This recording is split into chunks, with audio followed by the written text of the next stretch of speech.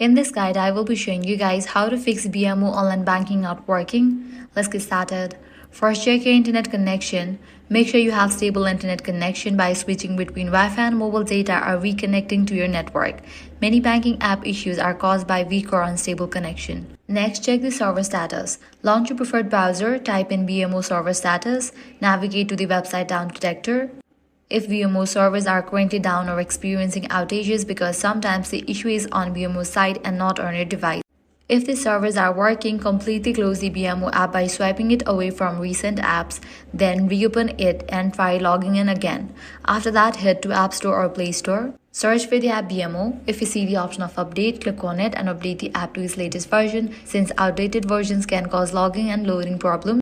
You should also turn off any VPN on your device because VPNs can interfere with secure banking connections.